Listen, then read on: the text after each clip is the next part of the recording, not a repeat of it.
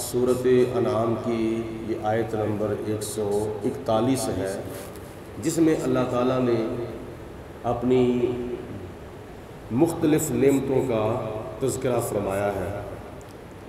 اللہ تعالیٰ فرماتا ہے وَهُوَ الَّذِي، اور اللہ وہی ہے، انشأ جنات، جس نے باغات پیدا کیے ہیں، معروشات وغیر معروشات، جو کچھ باغ بچھے ہوئے ہیں اور کچھ باغ نہیں بچھے ہوئے، یعنی کچھ باغ اللہ تعالیٰ نے بیلوں والے پیدا کیے ہیں اور کچھ باغ اللہ تعالیٰ نے تنوں والے پیدا کیے ہیں۔ جو بچھے ہوئے ہیں، جو بیلوں والے ہیں، وہ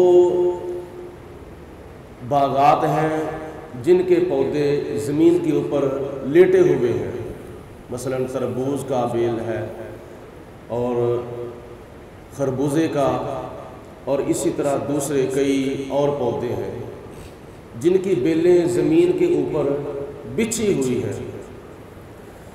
وغیر معروشات، اور کچھ وہ باغات ہیں جو بچھے ہوئے نہیں بلکہ وہ اوپر کو گئے ہوئے ہیں، اور وہ تنوں والے ہیں، جیسے آم کا درخت ہے، مالٹے کا درخت ہے، امرود کا درخت ہے، کیلے کا درخت ہے، یہ زمین کے اوپر بچھے ہوئے نہیں۔ اور یہ بھی اللہ تعالیٰ کی قدرت کا عظیم کرشمہ ہے کہ جھوٹے خداؤں بتوں میں سے کون سا بت ایسا ہے جس نے ایسی چیزیں پیدا کی ہیں؟ کسی نے بھی نہیں پیدا کی، بلکہ یہ اللہ تعالیٰ کی ذات جو وحدہ لا شریک ہے، جو معبود برحق ہے، یہ دونوں قسم کے باغ اللہ کی ذات نے پیدا کیے ہیں۔ آگے فرمایا ان باغوں میں سے کچھ چیزوں کا، کچھ باغوں کا نام لے کر اللہ تعالیٰ نے تذکرہ کیا ہے، وہ یہ ہے کہ وَالنَّخْلَ، اللہ تعالیٰ نے ان میں کھجور کا درخت، کھجور کا باغ پیدا کیا ہے۔ اور کھجور یہ حضرت آدم علیہ السلام کے جسم سے بچی ہوئی مٹی سے خدا تعالیٰ نے اس کو پیدا کیا ہے، اور اس کے بارے میں حدیث پاک میں آتا ہے، نبی پاک علیہ السلام نے فرمایا کہ کھجور تمہاری پھوپھی لگتی ہے، اور پھوپھی وہ ہوتی ہے کہ جو باپ کی بہن ہوتی ہے۔ اللہ تعالیٰ کی ذات نے حضرت آدم علیہ السلام کے جسم کے لیے جو خمیر گھوندا تھا، اس سے جو مٹی بچی تھی خدا تعالیٰ نے اس سے کھجور کا درخت پیدا فرما دیا، اور بڑے اس کے فوائد ہیں۔ نبی پاک علیہ السلام نے کھجور کی بڑی فضیلت بیان فرمائی ہے۔ وَالزَّرْعَ، اور خدا تعالیٰ نے کھیتی پیدا فرمائی ہے، اور کھیتی کے اندر کیا ہے؟ مُخْتَلِفًا أُكُلُهُ، جس کے اندر مختلف کھانے ہیں، مختلف کھانے کی چیزیں ہیں، یعنی سبزیاں ہیں جو ہم پکا کر کھاتے ہیں۔ وَالزَّيْتُونَ، اور اللہ تعالیٰ نے زیتون کا باغ بھی پیدا فرمایا ہے۔ زیتون وہ درخت ہے کہ جس کی قسم اللہ تعالیٰ کی ذات نے قرآن پاک کے 30ویں سپارے میں اٹھائی ہے، وَالتِّینِ وَالزَّیْتُونِ، مجھے تین کی قسم، مجھے زیتون کی قسم ہے۔ اور یہ کیوں ایسا ہوا؟ نبی پاک علیہ السلام جب غسل فرماتے ہیں اور اپنے بالوں کو جب زیتون کا تیل لگاتے ہیں، تو اس نسبت کی وجہ سے اللہ تعالیٰ نے زیتون کی قسم اٹھائی ہے۔ وَالرُّمَّانَ، اور انار کا باغ اللہ تعالیٰ نے پیدا کیا ہے۔ یہ بھی اللہ تعالیٰ کی قدرت کا کرشمہ ہے کہ انار کے بوٹے کے ساتھ کئی انار لگے ہوتے ہیں، اور ان اناروں میں ایک انار بندہ توڑ کے کھولے تو تہ بتہ اللہ تعالیٰ نے اس کے اندر دانے وہ جو عقیق سے بھی زیادہ چمکدار ہیں، اور پھر اس کے اندر کیا نام ہے، بہت باریک پردے خدا تعالیٰ نے پیدا کیے ہیں، اور پردوں کے اندر اللہ تعالیٰ نے کئی دانے جو ہیں وہ انار کے پیدا کیے ہیں۔ متشابہ وغیر متشابہ، ان میں کوئی پھل، کچھ پھل ایسے ہیں جو آپس میں ملتے جلتے ہیں، اور کچھ پھل ایسے ہیں کہ جو آپس میں نہیں ملتے جلتے، یعنی سائز کے لحاظ سے ملتے جلتے ہیں، جیسے امرود ہے، سیب ہے اور مالٹا ہے، سائز کے لحاظ سے آپس میں ملتے جلتے ہیں۔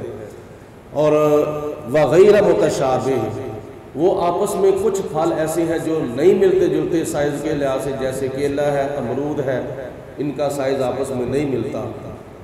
اور کچھ پھلوں کے ذائقے آپس میں ملتے جلتے ہیں، اور کچھ پھلوں کے ذائقے آپس میں نہیں ملتے جلتے۔ یہ اللہ تعالیٰ کی قدرت کا کرشمہ ہے کہ کیا نام ہے، کچھ باغ جو ہے وہ زمین کے اوپر بچھے ہوئے ہیں، کچھ نہیں بچھے ہوئے، لیکن ہر قسم کے پھلوں کے اندر اللہ تعالیٰ نے مٹھاس پیدا کی ہے، اور سارے پھل میٹھے ہیں۔ مالٹا بھی میٹھا ہے، امرود بھی میٹھا ہے، سیب بھی میٹھا ہے، اور آڑو بھی میٹھا ہے۔ کئی پھل جو ہے وہ کوئی ہوگا جو کڑوا ہوگا، لیکن ان سب پودوں کو، باغوں کو پانی ایک جیسا ملتا ہے، ایک جیسی زمین کے اندر یہ اگے ہیں اور ایک جیسا اس کو پانی ملا ہے، لیکن ہے تو مٹھاس سب کے اندر ہے، لیکن ذائقہ ان کا مختلف ہے، ذائقے آپس میں ملتے جلتے نہیں ہیں۔ یعنی ہر پھل کا اللہ تعالیٰ نے ایک الگ ذائقہ پیدا کیا ہے۔ یہ سب کچھ انسان کے لیے ہے، اور کافروں کو، مشرکوں کو یہ سمجھایا جا رہا ہے کہ بتاؤ کافروں، مشرکوں، تم جن بتوں کی پوجا کرتے ہو، بتاؤ ان بتوں میں سے کس نے اس طرح کی نعمتیں پیدا کی ہیں؟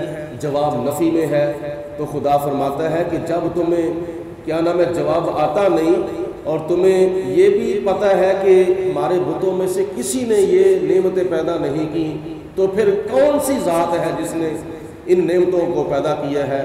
وہ وحدہ لا شریک ذات ہے، جو خالق ہے، جو مالک ہے اور جو رازق ہے۔ یہ ساری نعمتوں کا تذکرہ فرمانے کے بعد اللہ تعالیٰ نے فرمایا کہ تم کھاتے ہو، ان میں کئی چیزیں تم کھاتے ہو، پیتے ہو، سبزیاں کھاتے ہو، پھل فروٹ کھاتے ہو، لیکن اس کے بعد پھر تمہیں چاہیے میرا شکر ادا کرو۔ اللہ تعالیٰ کی ذات نے فرمایا کلوا من ثمرہ، کھاؤ تم ان پھلوں کو، یعنی ان باغوں میں سے تم کھاؤ، اذا اثمر، جب یہ باغ پھل لاتے ہیں، یعنی ان کو جب پھل لگ جاتا ہے، لگنے کے بعد جب پک جاتا ہے تو پھر تم ان کو کھاؤ، تاکہ اللہ تعالیٰ کی نعمتوں کی شکر گزاری کی جائے اور ان کی ناقدری اور بے قدری نہ کی جائے۔ وَآتُوا حَقَّهُ يَوْمَ حَصَادِهِ، یہ ہے اللہ تعالیٰ کا شکر ادا کرنے کا طریقہ کہ وَآتُوا حَقَّهُ، اور ان کا حق ادا کرو، یوم حصادہ، جس دن ان کو تم کاٹو، یعنی اپنی فصلوں کو کاٹو تو ان کا حق ادا کرو۔ جب تم اپنے پھلوں کو کاٹو یعنی توڑو تو ان کا حق ادا کرو۔ کس دن؟ جس دن تم ان کو کاٹو، ان کی جب تم کٹائی کرو تو کٹائی والے دن ان کا حق ادا کیا کرو۔ ان کا حق کیا ہے؟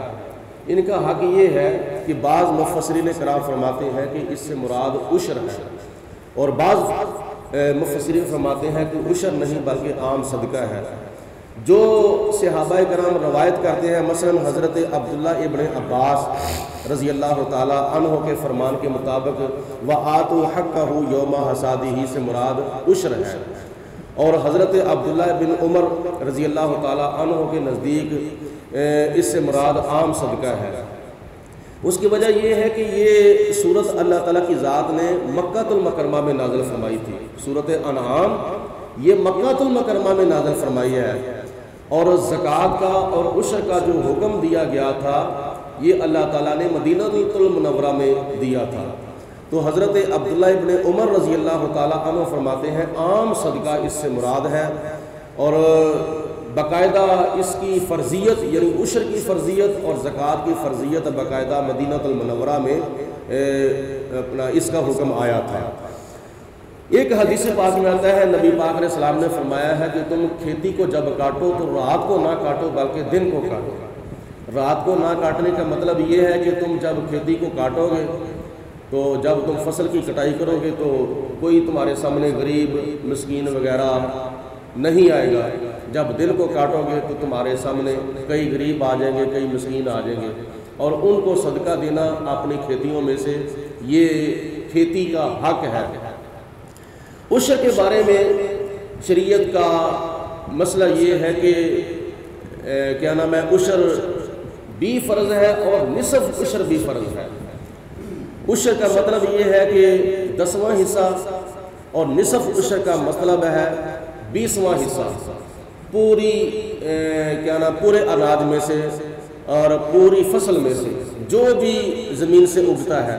سورۃ بقرہ کی آیت نمبر 267 میں اللہ تعالیٰ نے ارشاد فرمایا, یا ایھا الذین آمنوا انفقوا من طیبات ما کسبتم, اے ایمان والو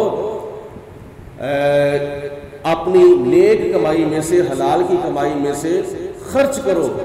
وَمِمَّا أَخْرَجْنَا لَكُم مِّنَ الْأَرْضِ, اور جو کچھ ہم نے تمہارے لیے زمین سے اگایا ہے اس میں سے بھی خرچ کرو. مطلب یہ ہے کہ جو تم کماتے ہو اس میں سے زکوٰۃ ادا کرو, اور جو ہم نے تمہارے لیے زمین سے پیدا کیا ہے اس میں سے عشر ادا کرو.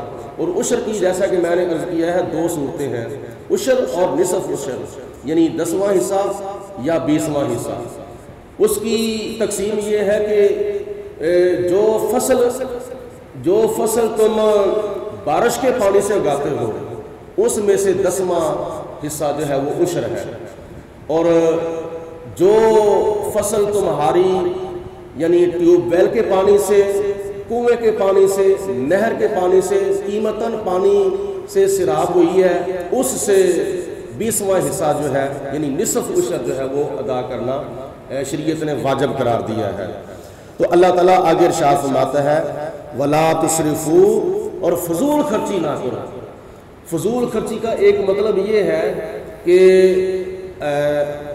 مفسرین فرماتے ہیں کہ یہ آیت مبارکہ حضرت ثابت بن قیس رضی اللہ تعالیٰ عنہ کے متعلق نازل ہوئی تھی. انہوں نے کہا تھا کہ آج میں اپنے باغ کی کھجوریں توڑوں گا, اور غریبوں, مسکینوں, یتیموں سارے آ رہے ہیں. وہ توڑتے گئے. آپ نے فرمایا کہ غریبوں کھاؤ, مسکینوں کھاؤ, صبح سے لے کر شام تک وہ کھاتے رہے, جو بھی آتا تھا وہ کھاتا رہا, حتیٰ کہ جتنی کھجوریں توڑی تھیں باغ کی وہ ساری کی ساری کیا نام ہے لوگ کھا گئے, اور اس کے بعد پھر ان کے پاس کچھ بھی نہ بچا. تو اللہ تعالیٰ نے فرمایا کہ اس وقت یہ آیت مبارکہ نازل ہوئی تھی کہ تم نیکی کے کاموں میں بھی خرچ کرنا ہے نا اپنی کمائی میں سے, تو فضول خرچی نہیں کرنی. مطلب یہ ہے کہ پہلے نمبر پر اپنی ذات, اس کے بعد اپنی بیوی, تیسرے نمبر پر اپنے بچے, چوتھے نمبر پر اپنے رشتہ دار. جیسا کہ حدیث پاک میں ایک ترتیب بیان کی گئی ہے, مسلم شریف کی اور ترمذی شریف کی حدیث پاک میں آتا ہے, حضور علیہ السلام نے صدقہ کرنے کا حکم دیا. کیا مسلمانوں صدقہ کرو. ایک صحابی حاضر ہوئے, عرض کی یا رسول اللہ میرے پاس 1 دینار ہے. آپ نے فرمایا پہلے تو اپنے اوپر اس کو خرچ کر. اس نے عرض کی یا رسول اللہ میرے پاس 1 اور دینار ہے. آپ نے فرمایا اپنی بیوی پر خرچ کر. تیسرے نمبر پر اس نے عرض کی یا رسول اللہ میرے پاس 1 اور دینار ہے. فرمایا آپ نے اس کو اپنے بچوں پر اور اپنی بچیوں پر خرچ کر. چوتھے نمبر پر پھر اس نے عرض کی یا رسول اللہ میرے پاس 1 اور دینار ہے. تو حضور علیہ السلام نے فرمایا کہ اب تمہیں پتہ ہے کہ میرے رشتہ داروں میں سے کون ضرورت مند ہے, جو ضرورت مند ہے پھر اس کے اوپر خرچ کر. مطلب یہ ہے کہ نفلی صدقہ خیرات کرتے وقت بھی فضول خرچی کرنے سے اللہ تعالیٰ نے منع کیا ہے. میانہ روی اختیار کی جائے, اور نہ ہی بخیلی کی جائے اور نہ ہی اسراف کیا جائے, نہ ہی فضول خرچی کی جائے. شریعت نے ہمیں میانہ روی اختیار کرنے کا حکم دیا ہے. مطلب یہ ہے کہ اپنے پر خرچ کرو, اپنے بیوی بچوں پر خرچ کرو, اپنے رشتہ داروں پر خرچ کرے, پھر تمہارے پاس گنجائش ہے تو پھر اللہ تعالیٰ کی راہ میں پھر صدقہ خیرات دو. تو جب اس طرح کے نیکی کے کاموں میں ہمیں فضول خرچی کرنے کا اللہ تعالیٰ نے حکم نہیں دیا, بلکہ ولا تسرفوا, اللہ نے فرمایا اسراف سے باز رہو اور فضول خرچی نہ کرو. تو جو کام ہے ہی نجائز ہے, جو دنیاوی کام ہے, شادی بیاہ کے موقع پر یا اور کئی معاملات میں فضول خرچی نہیں لوگ کرتے, بلکہ فضول خرچی کی انتہا کر دیتے ہیں. تو قرآن پاک میں تو اللہ تعالیٰ نے سختی سے منع کیا ہے، وَلَا تُسْرِفُوا، اور نہ فضول خرچی کرو۔ اس کا نتیجہ یہ نکلے گا، اگر تم فضول خرچی کرو گے تو پھر کیا نتیجہ نکلے گا؟ إِنَّهُ لَا يُحِبُّ الْمُسْرِفِينَ، بے شک وہ یعنی اللہ تعالیٰ کی ذات فضول خرچی کرنے والوں سے محبت نہیں فرماتی۔ اللہ تعالیٰ پسند اس کو کرتا ہے جو میانہ روی اختیار کرتا ہے۔